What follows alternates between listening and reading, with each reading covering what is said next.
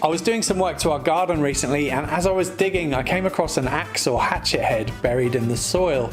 It was in rough shape and packed full of soil, but I was excited about the idea of cleaning it up, making a new handle for it and giving it a new lease of life here in my workshop. First I reached for an 80 grit flap disc to cut through the worst of the rust.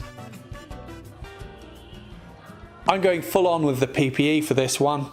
I'm not a big tool restoration kind of person. This isn't the kind of work that I normally do, and I don't really know the right or wrong ways to do this, so the methods that I use in this video may or may not be to your liking.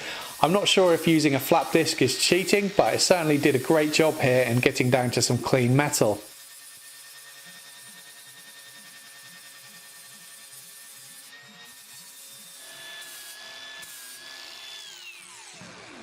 After that I swapped to a 120 grit disc, and I was actually really surprised at how good a finish I could get just using this alone. I am going to be taking the cleaning up a little further than this though. I made sure to keep the metal cool by quenching it in some water occasionally in between sanding.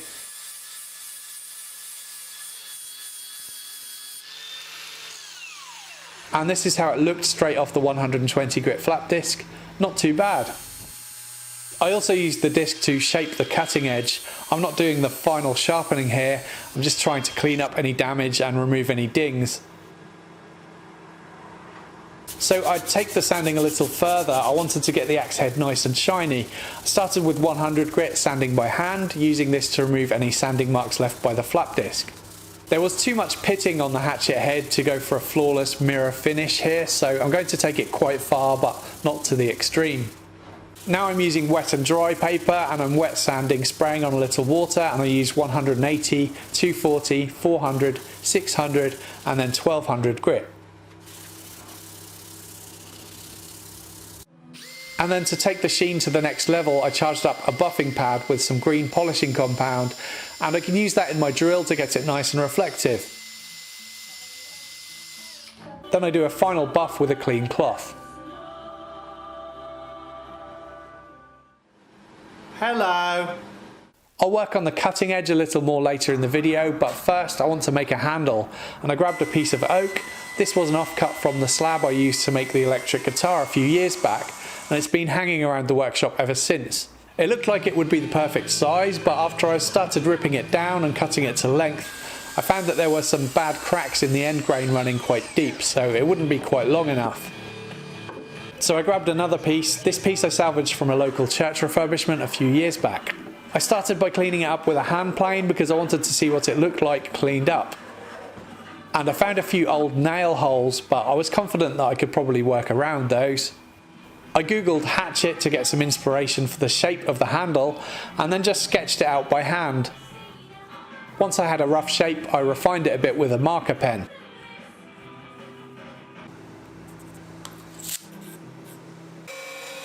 I cut away the waste at the bandsaw.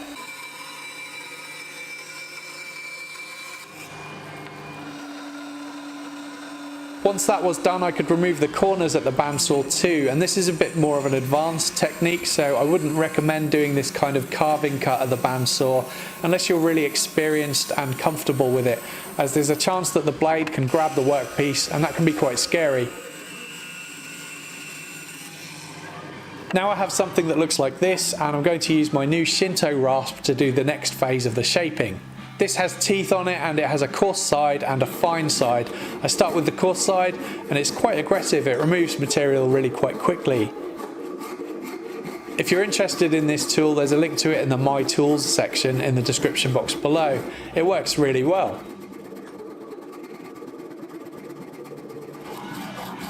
I then swap to the fine tooth side to get the finish a little bit smoother. And then I can use my spoke shave to take some shavings and get things really nice and smooth.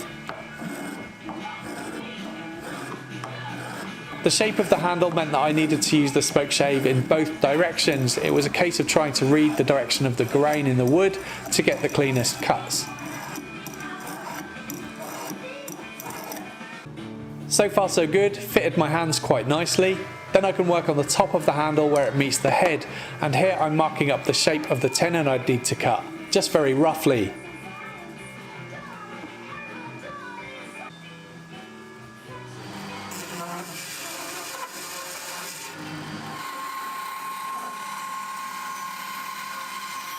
I removed most of the waste at the bandsaw, and I can do the rest of the refining with hand tools, cutting a cross grain with my saw and then chiseling.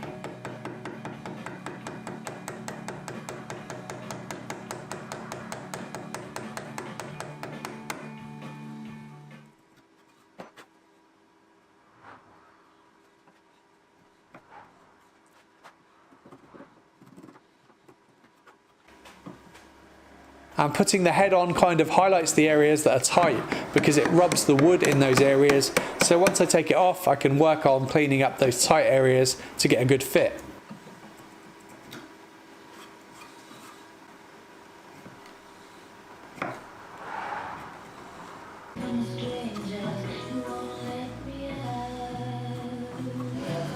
The handle was too thick and too wide at the top, so I removed more material at the bandsaw.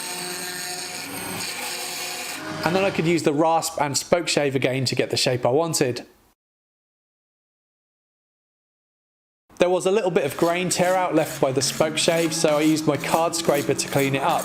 Again, a link to this can be found in the My Tools section, and I'll also leave a link to a video which I made about preparing the edges of a card scraper for cutting.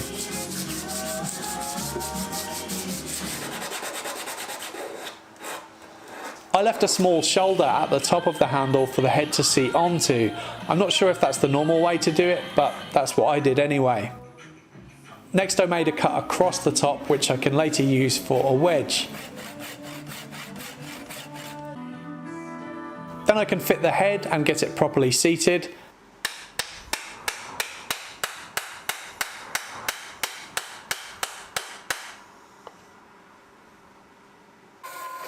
I'm using an offcut of sapele to make the wedge. I chose this because it would be a nice contrast against the oak. I cut a piece at the bandsaw and then shaped it a bit at the belt sander.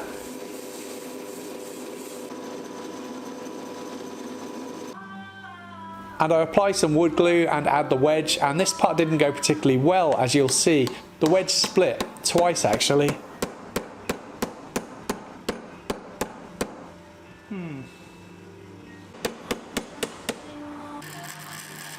I thought that was going to be a problem, but actually when I cut away the excess at the bandsaw, it actually looked good. So I went ahead and sanded it down, although I seem to have lost the footage of that, but I'll have some photos of it at the end. I applied some boiled linseed oil to the handle, 3 coats, letting the oil soak in and bring out the grain. It looked really nice.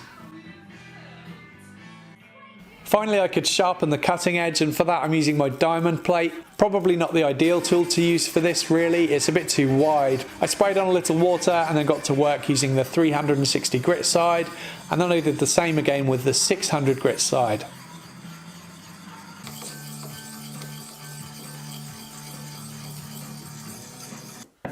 And finally I can hone the edge with some green polishing compound on my leather strop.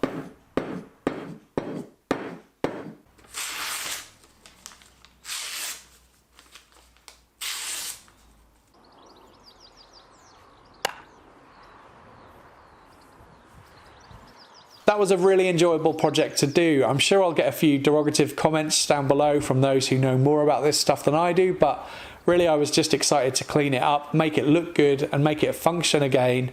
Axes and hatchets are not tools that I reach for frequently, to be honest, but who knows, maybe I'll be tempted to pick this one up one day and use it to start a hand carving project or something. The kind of project I always really feel like doing but never seem to find the time to do. I really feel I lucked out on this one with the handle, considering I pretty much free-handed a shape from a picture. It feels really nice in the hands, nicely balanced, and it looks good too, I think. I hope you enjoyed the video. Please subscribe for more weekly woodworking videos. If you'd like to help support the channel, you can do that via PayPal or Patreon, links in the description box below. On Patreon, you can get early access to my videos, exclusive content, free plans and cut lists, and a name credit at the end of my videos. Thank you for watching.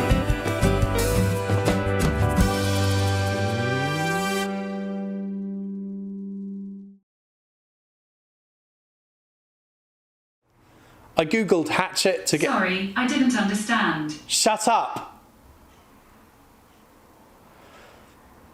I googled hatchet to get some inspiration for the shape of the handle and then just sketched it out by hand. Once I had a shape Once Sorry, I didn't understand. Shut up!